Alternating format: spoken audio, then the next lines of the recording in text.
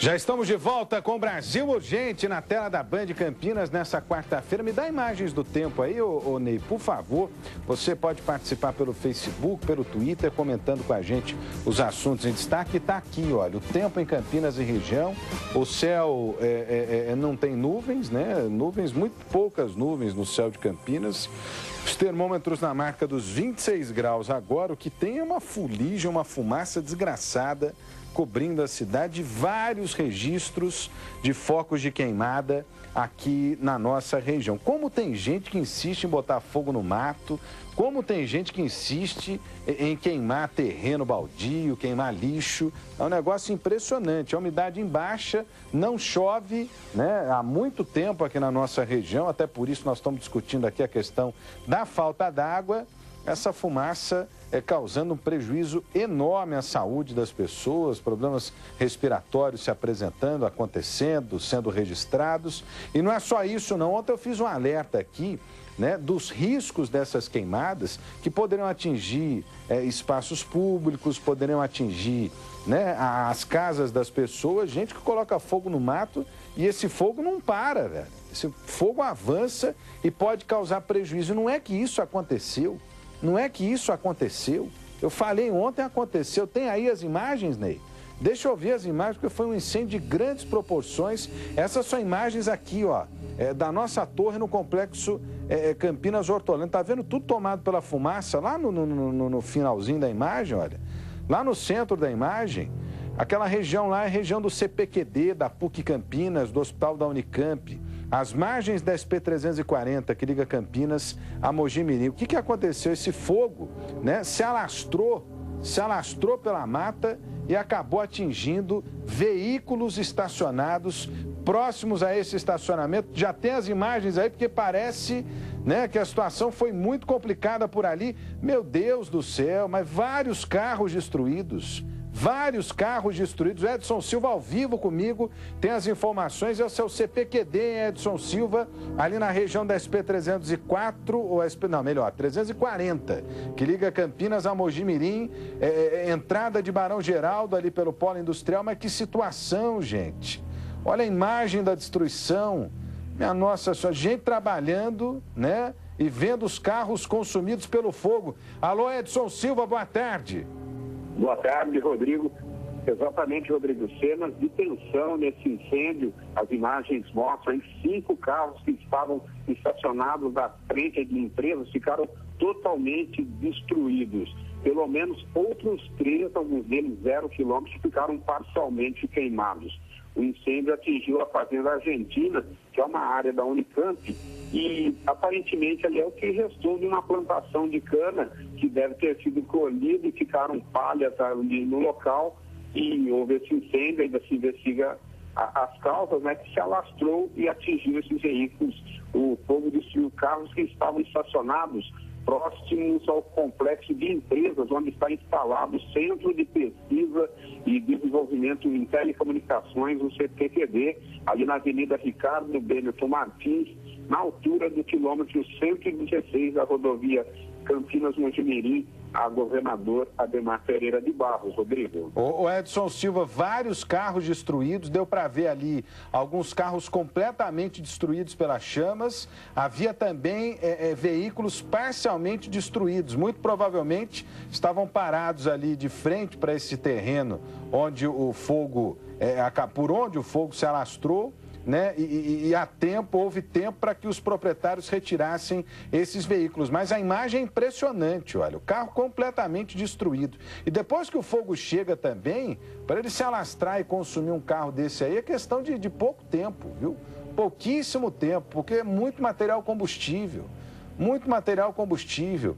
Houve o socorro ali de equipes com caminhões-pipa. Me parece que a Defesa Civil também esteve na região, acompanhada dos homens do Corpo de Bombeiros. Mas olha, uma situação devastadora, devastadora. Já se sabe, o Edson Silva, em que circunstâncias esse fogo começou? A polícia vai investigar o caso. Como é que está isso aí, Edson? Exatamente, Rodrigo. A polícia está lá no local nesse momento, ainda vai ser definido onde esse caso vai ser apresentado. Há uma certa dúvida ali se é o 4º distrito ali no Taquaral ou o 7º distrito em Barão Geraldo, e o Corpo de Bombeiros investigará o que provocou esse incêndio. Uma informação interessante, Rodrigo, é que o pessoal, né, alguns funcionários das empresas ali instaladas, eles tiveram que sair às pressas, né, porque era muita fumaça, muito fogo. Essas imagens aí já do momento de rescaldo, mas os funcionários tiveram que sair e, segundo informações, esses funcionários são até treinados para esse tipo de situação, já que ali é um polo tecnológico e como essa área aí, como você disse, sujeita a queimada, mas ninguém esperava numa proporção dessa proporção, né, Rodrigo? Mas com certeza, porque o incêndio ele foi bastante prejudicial, causou muito prejuízo, os veículos aí completamente destruídos. O cara vai trabalhar, né, e aí ele deixa o carro no local onde ele está acostumado, mas não imagina, né, que um incêndio vai se alastrar no terreno ali vizinho, né, e de repente o incêndio se alastrou com uma velocidade muito grande, uma rapidez muito grande. Em alguns casos não houve nem tempo de avisar os proprietários dos veículos. Alguns conseguiram retirar os seus carros, mas a maioria, olha, ficou no prejuízo, sem tempo para retirar esses veículos. O incêndio acabou consumindo os carros. São quantos veículos atingidos no total, Edson? São 8 veículos, sendo que 5 deles totalmente destruídos, Rodrigo. E só para lembrar, ali é uma área, uma gleba muito grande ali. A informação que a gente tem, que toda a área tem 1.400.000 metros quadrados. Mas essa área atingida, a gente, pelo que deu para visualizar, a gente acredita que 10% dessa área ali tenha sido atingida aí pelo fogo. Esse fogo se alastrou, né, para as margens ali da avenida, onde esses veículos estavam estacionados em frente de empresas ali. Outra situação, Rodrigo, que a gente notou, houve um certo momento, algum congestionamento, as pessoas, alguns motoristas, mais curiosos aí, ainda assistindo ali as ações de rescaldo, aí parava curioso para olhar e lamentando o prejuízo desse pessoal aí, né, Rodrigo? Meu Deus do céu, prejuízo enorme, né? Prejuízo enorme. A polícia vai investigar agora as causas desse incêndio, vai saber, né, o que pode ter ocasionado, mas é muito difícil encontrar o responsável, viu? Ainda que o fogo tenha sido ateado ali num pedaço de mato, né, algum montante de lixo, depois tenha sido pode ter se alastrado, né? Ainda que isso tenha acontecido, vai ser muito difícil identificar o autor dessa desgraça. Isso aí é um prejuízo enorme, não só para os cofres de quem teve o carro destruído, mas para a própria saúde de quem estava ali naquela região, enfim, inalou essa fumaça que é tóxica, né? É tóxica e infelizmente está presente em várias áreas aqui de Campinas. Eu disse aqui anteontem, inclusive o Edson Silva estava de carona comigo, nós estávamos indo embora para casa, uma bruma cobria a cidade de Campinas, muita fumaça desses incêndios que começaram agora e estão chegando com um período de estiagem e num período, gente, em que está faltando água, hein? Num período em que está faltando água. Situação terrível. Obrigado, Edson Silva, falando ao vivo aqui no nosso Brasil Urgente para Campinas e região. Lá no Facebook, no facebook.com/rodrigo.salomão.790, tem até a participação de alguns telespectadores. O Ricardo acabou de mandar fotografias lá pra gente, né? Ele acabou fotografando os carros em chamas, estava trabalhando, né? E acabou flagrando essa cena. Não sei se a gente tem condições de mostrar aí, né, nas mensagens do Facebook. Daqui a pouquinho a gente coloca lá a participação dos nossos telespectadores, tanto pelo Twitter quanto pelo Facebook, facebook.com/rodrigo.salomão.790 ou no Twitter, @RodrigoSalomão. @Rodrigo Salomão. Bom, vem comigo aqui, nós estamos falando de incêndio, mas também tem a questão da falta d'água, né? E o uso antecipado do volume morto no sistema cantareira, anunciado pelo governo, gera críticas do consórcio da bacia dos rios Piracicaba, Capivari e Jundiaí, que prevê uma possível falta d'água no mês de agosto. Eu disse isso aqui no Brasil Urgente. Será que já não está na hora de começar o rodízio? Racionar a água aqui em Campinas, na nossa região, na região metropolitana de São Paulo, que consome o maior volume de água do sistema cantareira? Será que não está na hora? Né? As estimativas são as piores possíveis. A Agência Nacional de Águas nega que haverá desabastecimento. A Karina Rick é quem traz os detalhes para a gente, a reportagem está aqui, ó. Olho na notícia. Os estudos do consórcio PCJ apontam que vai faltar água em agosto, considerado o mês de pico da estiagem. Porém, a Agência Nacional de Águas discorda e acredita que pelo menos até o fim de novembro, o sistema Cantareira vai ter 5% do volume útil. O sistema Cantareira deverá manter, no mínimo, 5% do equivalente ao volume útil do reservatório, alguma coisa em torno de 50 milhões de metros cúbicos, em 30 de novembro de 2014. Então, as nossas perspectivas e as nossas ações são de que, pelo menos até 30 de novembro, você ainda tenha um volume de água a ser aproveitado da ordem de 50 milhões de metros cúbicos. O sistema Cantareira está vivendo a pior seca da história. Maio está registrando uma vazão de afluência de 5,7 metros cúbicos por segundo, quando a média mínima para o período é de 18 metros cúbicos. Com níveis tão baixos, o governo do estado já anunciou o uso do volume morto a partir desta quinta-feira. É evidente que se você tem uma retirada além daquilo que seria o chamado volume útil do reservatório, a sua recuperação no futuro fica comprometido. Mas essa é uma decisão entre não retirar essa água ou submeter a região do PCJ e de São Paulo a um verdadeiro colapso no sentido do abastecimento. Então, a opção que eu entendo correta é de que o aproveitamento dessa água seja feito. Mesmo com o uso da reserva estratégica, a expectativa é que a partir de dezembro faltem 10 metros cúbicos por segundo para garantir as demandas dos municípios. E será preciso impor medidas restritivas de consumo. O Ministério Público pediu também para a CETESB um relatório sobre a água, que apontou uma boa qualidade. Porém, o MP vai pedir um rigor ainda maior para que ela possa ser utilizada pela população. Esse monitoramento não seja somente nesse momento, mas sim que haja uma continuidade de ações e de controles durante todo o período dessa crise de estiagem que nós estamos atravessando. A preocupação do Ministério Público é realmente mais a longo prazo, em que os níveis e a concentração da água vai acabar realmente tendo uma concentração de poluentes maior, dada a redução do volume do sistema Cantareira e também dos mananciais. As próprias autoridades já admitiram que tem que usar aí mais quantidade de produtos para tratar a água, né? Ainda que garantam a segurança da água que chega na casa das pessoas. Estão admitindo aí o uso maior de cloro, em alguns casos tem que usar o carvão ativado, né? Substâncias para poder purificar a água retirada de reservatórios e de mananciais aqui da região. É um problema grave, hein? É um problema grave. Eu, sinceramente, insisto aqui, né, na tese de que estão demorando muito para tomar uma atitude mais drástica em relação ao rodízio, em relação ao racionamento, né? Ainda que exista o volume morto lá no sistema Cantareira, é pouquinho, hein? É pouquinho, hein? É quase nada, meu camarada, é quase nada. E aí, vamos esperar a água acabar de vez para racionar o uso da água? Hoje eu fui num restaurante, por exemplo, lá, né, de forma muito consciente, os responsáveis pelo restaurante já substituíram os copos de vidro por copos plásticos, que são descartados, não precisam ser lavados, para economizar água. Algumas bandejas também foram substituídas por bandejas descartáveis. Tudo isso, né, com o objetivo de reduzir o consumo de água. São medidas importantes que aos poucos os consumidores vão adotando. Agora, não adianta a gente tomar conta do consumo em casa se ninguém do outro lado ajudar, né?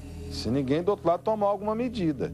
Essas promessas de novas barragens, nossos reservatórios aí, por enquanto é só promessa e mesmo que saiam vai demorar demais, hein? Vai demorar demais. Essas obras não saem da noite para o dia. Vem comigo aqui, olha. Um homem foi detido por guardas municipais de Valinhos após furtar um botijão de gás. O detalhe é o seguinte, ele foi detido, levado para a delegacia, só que na delegacia ele resolveu tirar uma soneca, viu, Foguinho? Não tem o efeito da soneca, resolveu tirar uma soneca na delegacia. Os guardas municipais passaram informações ao Edson Silva. Me dá aí as imagens, deixa eu entender um pouco dessa história. Ele foi flagrado com um botijão de gás, mas lá na delegacia ele não estava nem aí, Edson Silva, é isso? Exatamente, Rodrigo. Esse homem aí de 34 anos, ele foi detido pela Guarda Civil Municipal. Ele, segundo informações, invadiu o quintal de uma casa lá em Valinhos e furtou com um botijão de gás. Vizinhos da residência, né, viram essa movimentação e mobilizaram esse acusado aí de furto até a chegada de viaturas da guarda que tinham sido acionadas pelo telefone de emergência 153. O acusado, que tinha antecedentes por roubo à mão armada, até se sentiu aliviado ali com a chegada das forças de segurança, já que algumas pessoas começaram a se aglomerar no local e a situação podia até fugir do controle. Ele foi encaminhado para a delegacia de Polícia Civil, onde foi indiciado pela tentativa de furto e está agora recolhido à disposição da Justiça. O botijão foi devolvido aí ao devido proprietário, né? E como é possível aí ver nas imagens, viu, Rodrigo, o acusado estava ali todo tranquilo, até chegou a dormir, enquanto aguardava ali o término, a confecção dessa ocorrência lá na cidade, na vizinha cidade de Valinhos, Rodrigo. Tirou o cochilo, né? Tirou a soneca lá na delegacia. Faça-me o favor, hein? Só que é o seguinte, se os guardas não chegam lá também, Edson Silva, por pouco esse rapaz aí não acaba alvo das mãos das pessoas que acabaram detendo ele ali, né? Porque as pessoas acabaram flagrando o homem... Que isso, gente? Ô, louco! Deu para tirar uma soneca lá na delegacia. Deu até para tirar uma soneca na delegacia. Faça-me o favor. Ô Edson Silva, se não chega a guarda municipal lá, é capaz do homem apanhar, hein? Exatamente, é uma situação que a gente tem verificado recentemente. A gente divulgou uma situação em furto de carteira num ônibus aí em Campinas, que a Polícia Militar chegou a tempo ali e outros funcionários do ônibus também interviram, senão a pessoa acabava sendo linchada, né? E a situação, ele deve ter agradecido a chegada dos guardas e tirou ele para um lugar que está tranquilo aí, né? Da delegacia, ele está até dormindo. Uma boa, tirando uma soneca, hein, Foguinho? Tá tirando uma soneca lá na delegacia. Passa... Olha o som da soneca, ó. Olha o som da soneca. Isso é você dormindo, ô Foguinho?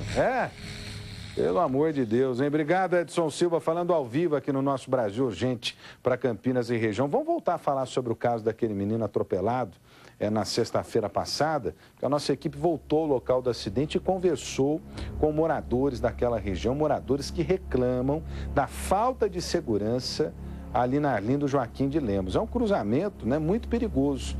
Há informações sobre veículos em alta velocidade, falta de sinalização. A família ainda não se conforma com a morte do garoto e pede justiça.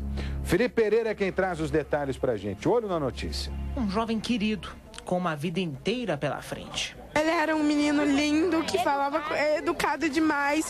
Eu chegava nele para conversar com ele conversava de boa. Uma criança tímida, uma criança quietinha, obediente.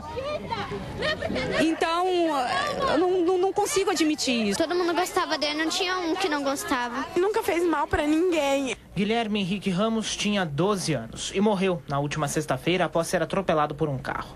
Ele voltava da escola acompanhado da irmã e de outros 5 amigos.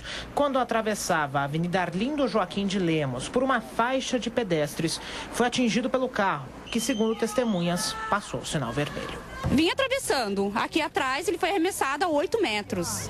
E o cara disse que estava 50 por hora. Como? O buraco que fez no carro, não tem como ele estar 50 por hora. O condutor prestou depoimento e foi liberado. Para a família, o sentimento é de injustiça. Queria ele preso, não queria ele solto. Imagina se ele mata outra criança. Aí, se ele sair por aí solto, vai matar mais. Eu acho que o mínimo é ele estar na cadeia. Não soltar ele assim. Isso aí não existe. Este morador afirma que não é a primeira vez que acidentes com mortes são registrados na avenida. Eu tenho conhecimento, esse é a 4ª morte. O atropelamento é frequente. O cruzamento onde Guilherme foi atropelado é bastante movimentado. Carros vêm de todos os lados. Apesar disso, a sinalização é um problema sério. Aquele botãozinho do pedestre não funciona. E esse semáforo ele só tem 2 fases, mas os carros viram para os 2 lados nos 4 sentidos.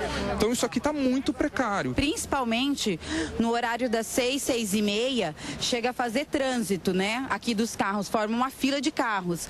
Mas o que acontece é que a gente vê sempre que os carros descem numa velocidade, tanto sobe. A gente tem uma lombada, mas não tem muita placa de indicação, então faz muito barulho, o carro passando pela lombada.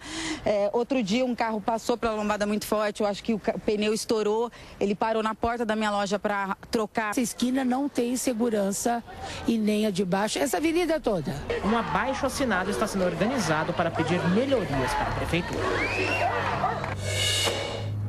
Bom, o Felipe Pereira está ao vivo comigo aqui no Brasil Urgente para falar sobre esse caso, porque nós procuramos a INDEC. Primeiro que é flagrante ali, o botãozinho da travessia de pedestre realmente não está funcionando. Realmente não está funcionando. Ô Felipe Pereira, alguém da INDEC falou alguma coisa? Alguém se manifestou a respeito da falta de segurança por ali? Boa tarde. Boa tarde, Rodrigo. Quem acompanha o Brasil Urgente para Campinas e região até se manifestou, viu, Rodrigo, por meio de nota,